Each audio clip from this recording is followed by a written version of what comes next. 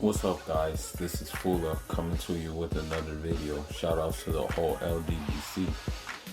So, I was thinking today, since today is March 13th, I was just basically thinking about this day in history because the simple fact today is the day that Caribbean history was somewhat altered to something that I myself am still reading on and still like taking it all in and just studying it more and studying the leadership of that movement that happened on this day, the thing that sparked the topic in which I'm going to talk about. The thing that happened on this day in the year of 1979 was the start of the Grenadian Revolution. And for those of you guys who don't know, Grenada is a small Caribbean island, which is kind of like strategically located. I mean, you have Venezuela to the south of it, and you have the other major players to the north of it in the Caribbean as well. Now, I mean, I myself was introduced to the Grenadian Revolution from an athlete who I pretty much studied and pretty much learned from because of his success. His name is Kirani James. He's a 400-meter runner, and he just gave me some jewels that helped me in my running abilities and just helped me overall in all of my athletic endeavors. And I noticed how patriotic he was about his country, so I just looked more and more into the country, and I found out that it was the only Anglophone Caribbean country to actually have a revolution of its kind. So basically, in 1979,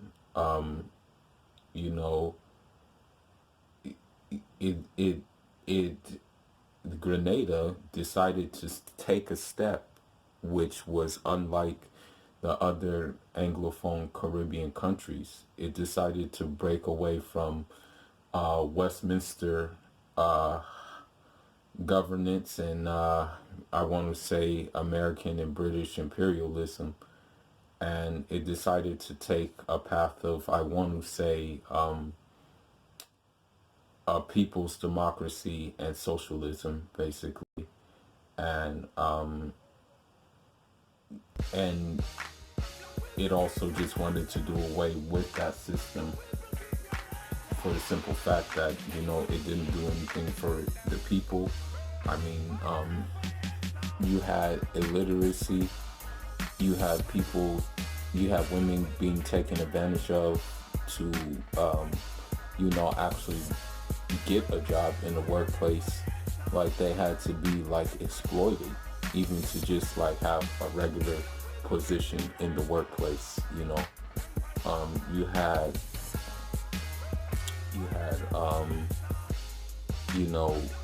no means of production either. Like, I mean, you had basically rotten fruits on the ground because you didn't have a means of producing anything with those fruits, basically. So it was a backwards system. And so what they did is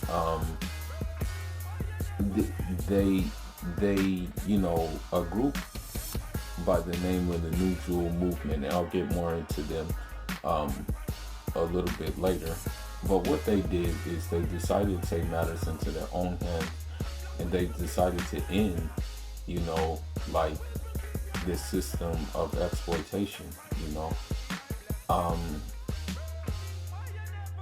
Now, as far as the New Jewel movement is concerned, They were influenced by a lot of anti-colonial movements. One of the anti-colonial movements they were inspired by is the one that my dad was a part of, which took place in Lusophone Africa against the French, the Portuguese, and the like thereof, in Guinea-Bissau and Cape Verde and Senegal as well. And so, and Guinea Conakry too. And so, they were influenced by that. They were also influenced by the Mozambican independence fight and the one in Angola. And they were also influenced by the Black Power movement, which took place in the United States. So these influences with one another just tell me one thing, that us as a whole, like us African descendant people as a whole, should be trying to learn from each other instead of trying to be crabs in a barrel, because it makes no sense. It doesn't make any sense to do that. But anyhow, what happened is, the revolution wanted just to stop the black African Caribbean racism, the oppression of women, and just the overall European domination of the Caribbean. So what happened is that there was a guy named Eric Gary. There was a guy named Eric Gary, and basically he was a puppet. And so what happened was that he was just not doing well by his people. I mean, there was just a select few who were rich landowners, private enterprises, and still, under just British, I would say a British neo-colonial state. And, it there needed to be a change, and so what happened is that you had a group of people by the name of the New Jewel Movement, and it was led by a lawyer named Maurice Bishop. He was trained in London as law, but he also I want to say led some things out there dealing with racism against Caribbean students and just black students in general. So he was already kind of like politically conscious before he started this. And so you had guys who were with him like Fitzroy Bain, Unison Whiteman, Kindred Radix, Jacqueline Kreff. You had a lot of people who followed this thing. And the thing is about the revolution is it was made up of a lot of elements. The New Jewel Movement was not just like I want to say a uniform one. From what I read, you had Marxist-Leninists, you had people who identified with the Black Power movement a lot, you had Muslims, and you also had Rastas that supported the revolution as well. Because obviously the revolution would lead to creativity and stuff like that, and would lead to possibly more freedom. Because the thing is Eric Gary was, I wanted to say, he was like oppressing Rastas, and Maurice Bishop, he represented a lot of them in court. So it had diverse elements, and this just goes to tell me that if you have a single uniform purpose in your head, that ideological differences aren't going to get in your way, So that's another thing that I notice, people, when people say things like criticizing other people's beliefs and stuff like that, It's like, okay, they didn't criticize each other's beliefs and they got things done, so why can't you guys do the same? You know.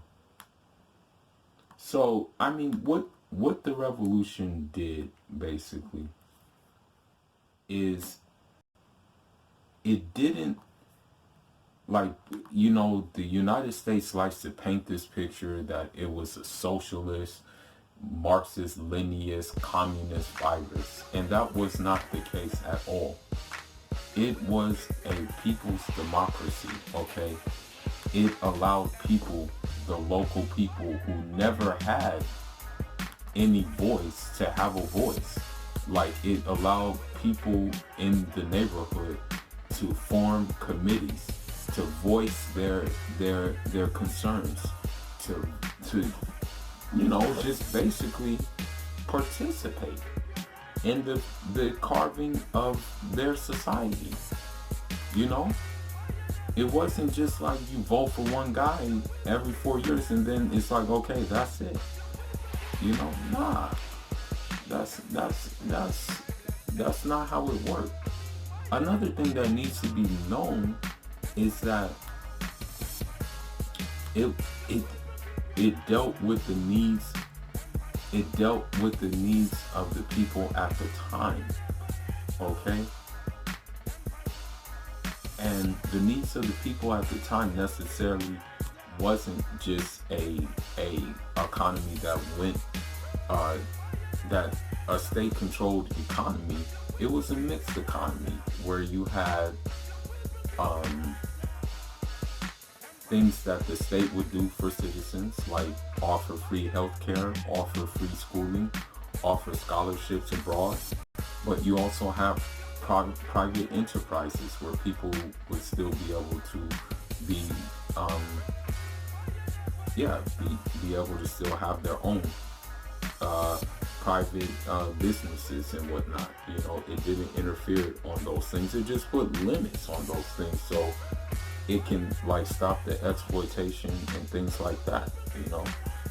That's basically how it works. And the revolution made a lot of changes. I mean, it paid off its debt. Literacy went up, production went up, and even when the economy was in a bad situation at the time, worldly, the revolution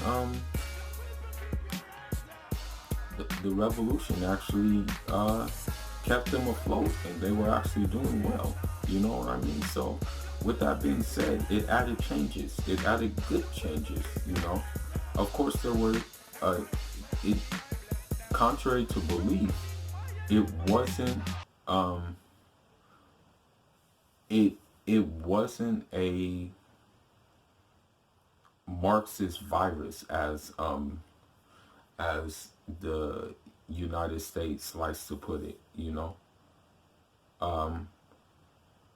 And so this is just propaganda. It's the problem was the fact that that this revolution decided to follow a different path than the path that the United States and Britain had planned for it.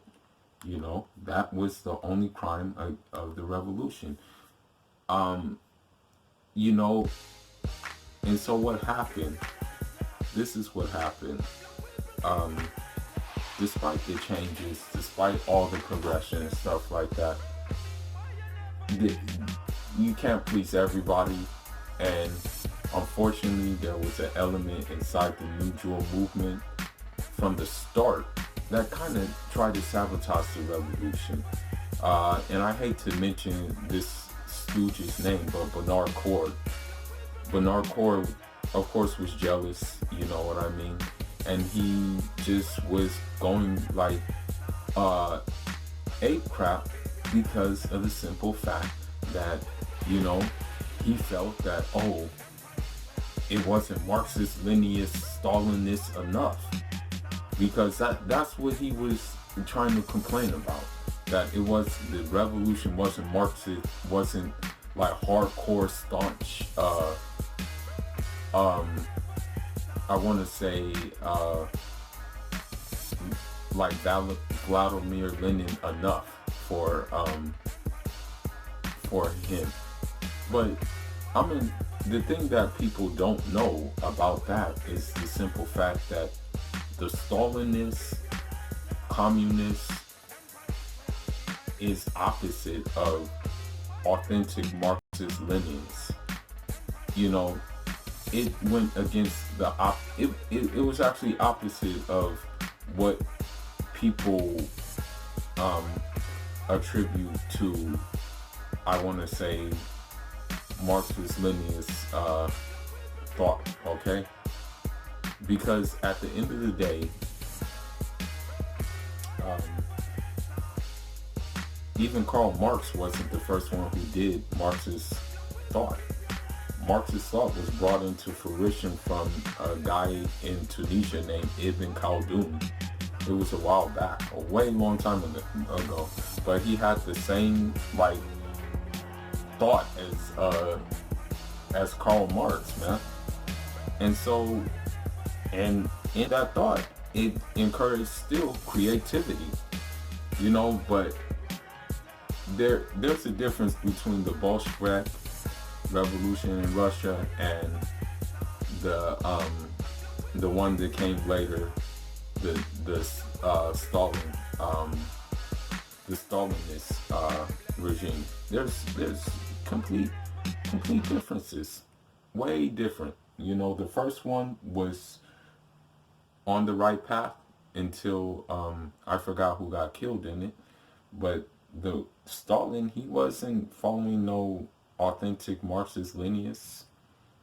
So, you know, this Bernard Core character wanted to have that Stalinist vanguard, and it just led to dissension inside the New Jewel movement until finally, you know, he put Maurice Bishop under house arrest. And the telling thing about that is that Maurice Bishop's own the people on the street went to go get Maurice Bishop. Okay, they were not having it. Okay, so that's how you know you're a good leader, when your own people, okay, the people on the street go and get you.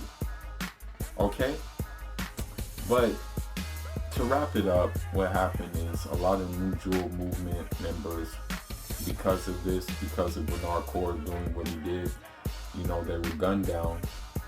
You know, there was a curfew placed on the whole of the island, and that nobody could leave the island. Nobody can go outside, or if they tried to go outside, they would be gunned down.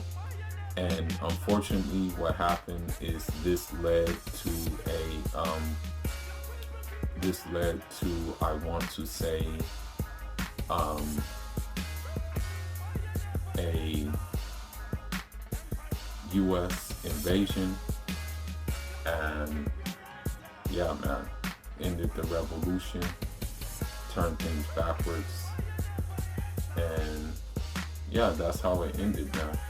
But the United States were already planning to invade it anyway during the revolution. I mean, they did a lot of mock invasions.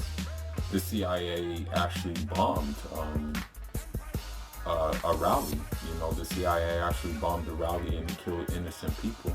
You know, and that's how it happened. You know, but you know, same old story, man. When you try to be self-sufficient, when you try to stand on your own two, and when you're a black nation doing that, then automatically you're seen as a threat, you know, to the order of the day, because they don't want you to trigger other black nations to do the same thing, you know. So of course they had to be deaded.